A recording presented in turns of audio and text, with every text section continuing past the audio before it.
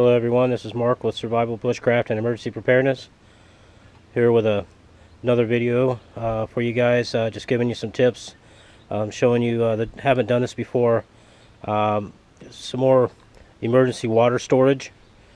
So we'll make this kind of quick. It's pretty simple. There's not a lot to it, just some common sense. This stuff is going to cost you some money, so be aware of that. Brand new 55-gallon barrels, such as these. Okay, these are not brand new. These are going to run you about $100.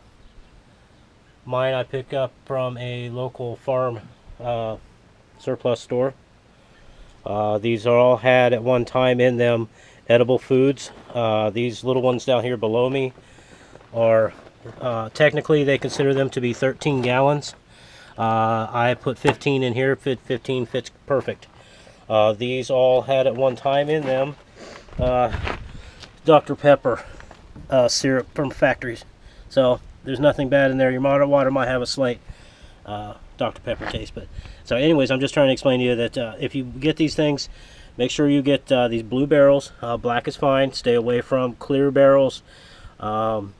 Because simple fact is the sun can help to harvest bacteria, and we're going to cover treatment and such on these for long term. Anyways, on with the video. From here I'm going to well, let me see here real quick. I'm sorry. Here's some of the stuff we'll be using. This is our bung wrench. Okay, this little guy here is for opening and closing. Okay, pretty simple. We have our hose pipe is what a lot of you guys in the South call them. This is not your standard regular garden hose. Do not use a standard garden hose when you're doing this. The chemicals that are in those hoses are toxic to humans. Be sure that you're picking up a water-safe, drinking water-safe hose. All right. Over here, what I have is I've picked up a carbon water filter that's used in RVs. Okay, this thing is pretty nice. Company called Camco Taste Pure. I picked this up for $20. You can pick up dual packs of these for $25 if you just look around for them. I had to settle for this one, but whatever. It comes with a little extension for your hose. Also comes with what I've done here is I'm going to actually remove the standard O-ring that comes in with this, and I'm going to replace it with this little guy here, a little screen catch. Okay, that's way if there's any debris in the actual water coming out of my water lines, I'm going to catch it, and it's not going to go into my water supply. So there's phase one of this. I'm going to unpackage everything now. I'm going to hook it all up. And I'll go from there. First thing you're going to want to do is to make sure that all your barrels are sanitized with a bleach solution. Works great. Generally we'll use 1 drop per gallon. Works fine for sanitizer. Some people will actually take it up to 1 capful per gallon. That's up to you. It works either way.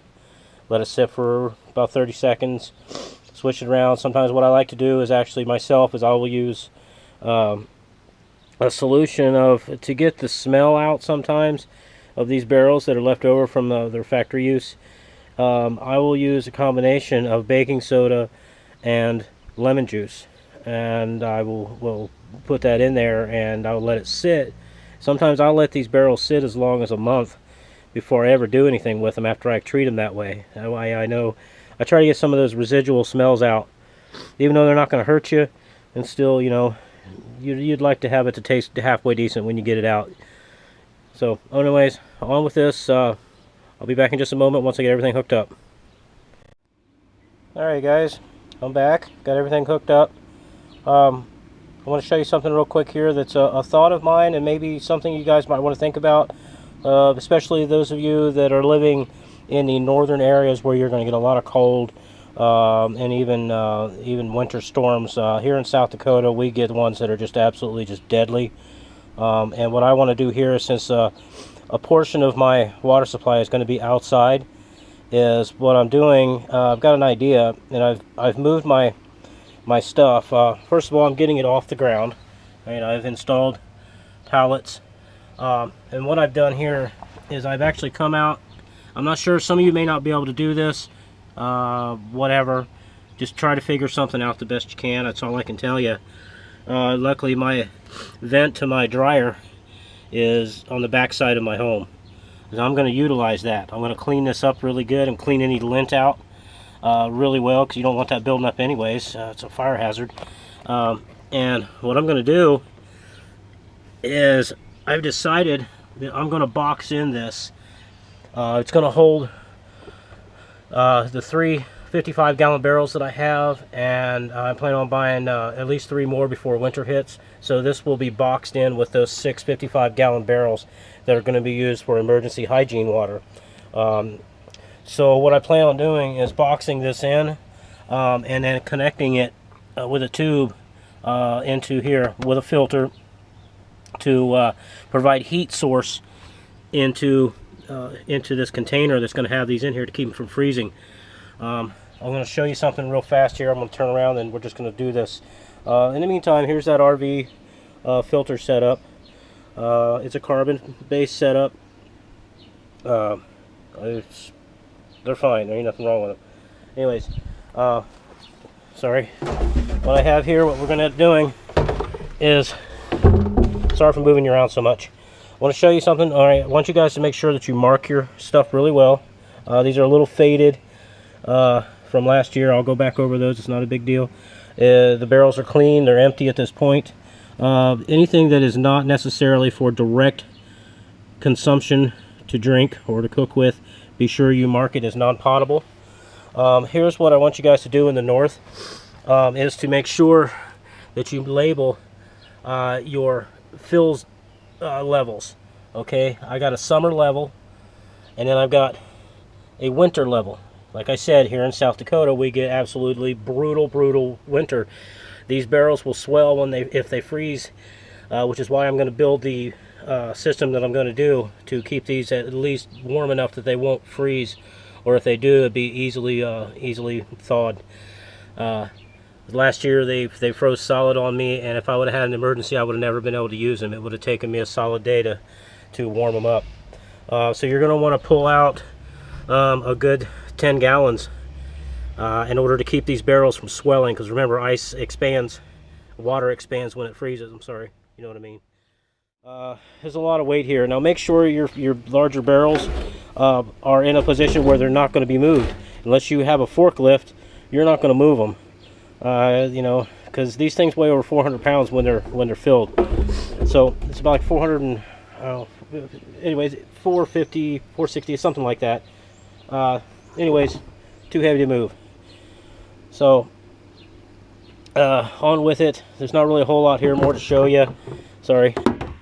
These little guys here, like I said, are 13-gallon drums, but I'm going to fill them up to 15, and they're going to weigh 120 pounds apiece.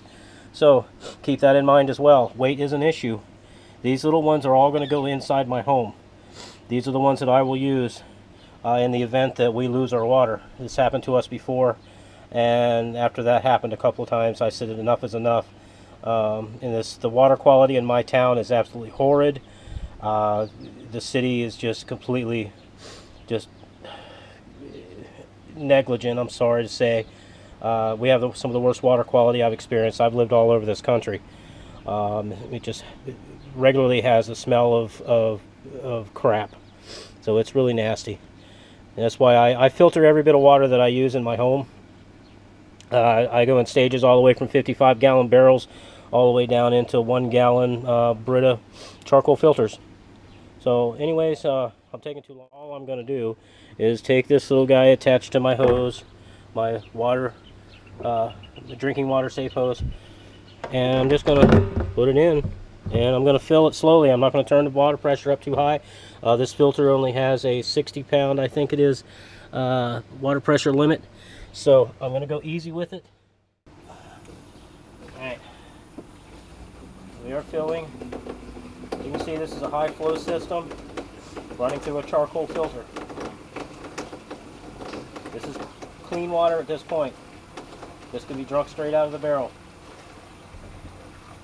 So, what I do plan on doing that I apologize for is I forgot, I made a big mistake and I forgot to buy more chlorine dioxide from Aquamira. It's a water treatment that these will last up to about 5 years. I strongly recommend getting that treatment. I'll put a link up, a picture up of what it looks like. So that's on order right now. It'll take a week to get here, but it's not a big deal. I'm not concerned about that. This stuff will be fine. But anyways, that pretty well covers it. I mean, it's a lot of work. Keep your stuff clean, keep it sanitized. You will have to invest some money. Shop around, try to find them used. That's really about all I can say. I guess that's pretty much it. I'm going to finish filling these up today, and I hope y'all got some kind of an idea of what you can and can't do. Any questions, shoot them to me. Thanks, guys. Have a good one. Alright guys, so that concludes our little tutorial, I guess you could call it, of how to do these barrels. It's nothing complicated. Just take some common sense and do your homework, alright, so to speak. But I wanted to tell you, one thing I want to suggest is to make sure that you get a couple of tools. One thing is, be sure you're using drinking water safe hose pipe to use to fill with. Use a good charcoal filter just to be on the safe side if you got questionable water in your city or your town. Get a bung wrench, and you're going to need some way to extract this stuff out. Alright, so get yourself some kind of a siphon pump, a transfer pump of some kind. Hopefully hand. If you're in a situation where you don't have electricity, you know, unless you're one of them rich kids that have something cool to hook to your car battery, you're going to need something, a cool little siphon pump of some kind. Get both kind, have 2 or 3 of them sitting around as a backup, redundancy.